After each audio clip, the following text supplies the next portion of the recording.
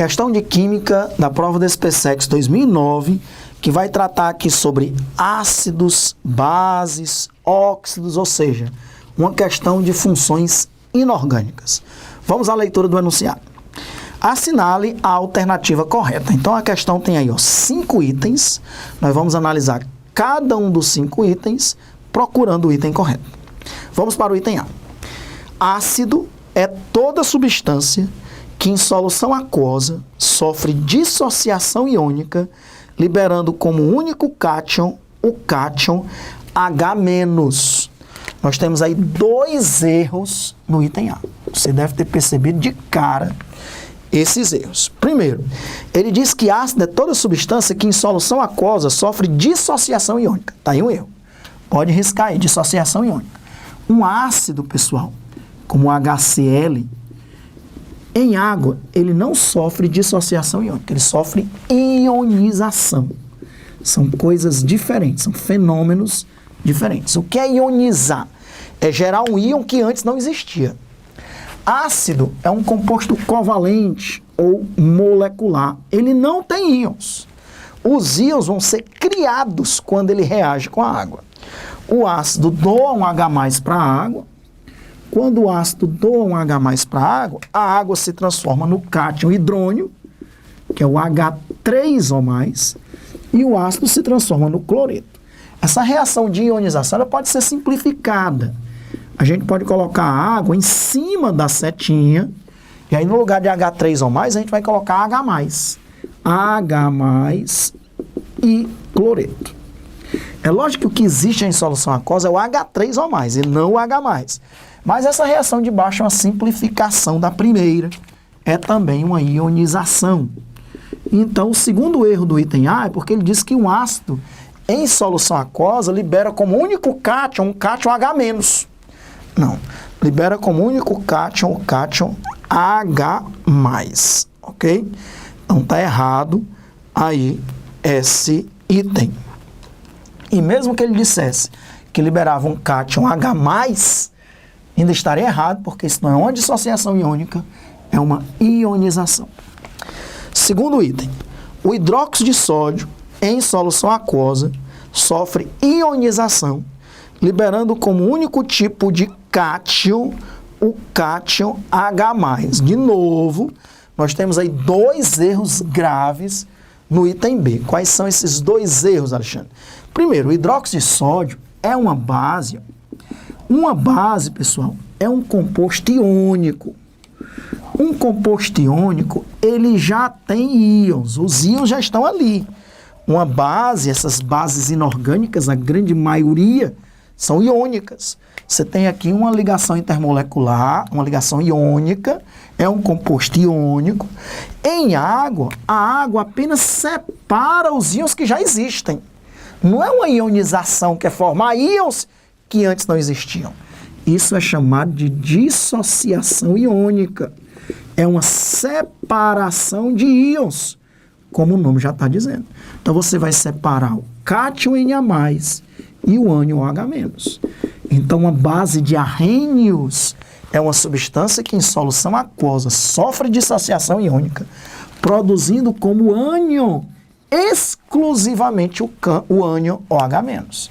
Ácido de arrênios é uma substância que em solução aquosa sofre ionização iônica, produzindo como cátion exclusivamente o cátion H+. Então o item B está errado porque ele fala ionização e diz que libera o cátion H+. Na verdade, libera o ânion OH-. Item C. Óxidos anfóteros não reagem com ácidos ou com bases. Existem diversos tipos de óxidos. Óxido ácido, óxido básico, óxido neutro, óxido anfótero, óxido duplo, peróxido e superóxido. 7 tipos de óxidos. Um óxido ácido, reação característica, ele reage com água produzindo um ácido. Um óxido básico, uma das reações características, ele reage com água produzindo uma base. Óxido neutro não reage com água. Os óxidos neutros são 3, o CO, o NO e o N2O. São 3 óxidos neutros para a gente memorizar. E os óxidos anfóteros, que essa questão trata? O óxido anfótero, pessoal, ele tem esse nome, anfótero, porque ele reage com ácido forte e reage com base forte. Quando ele reage com ácido forte, ele está funcionando como se fosse um óxido básico. Quando ele reage com a base forte, ele está funcionando como se fosse um óxido ácido, ok? Então, os óxidos anfóteros, tá falso isso.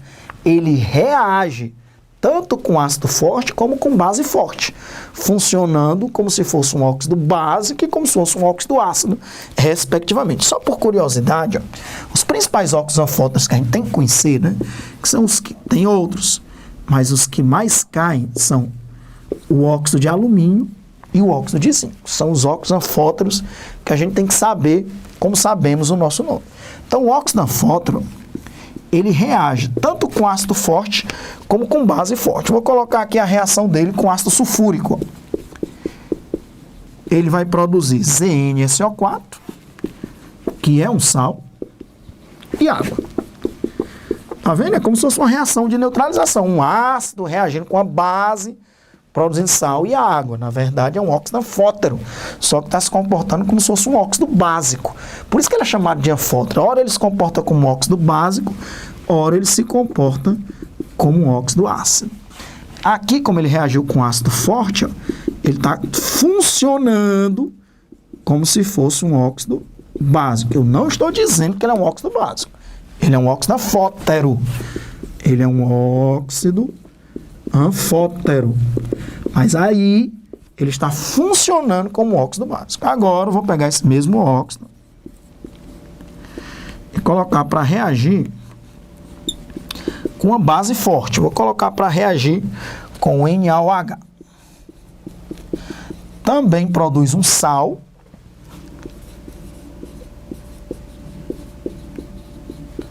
e água.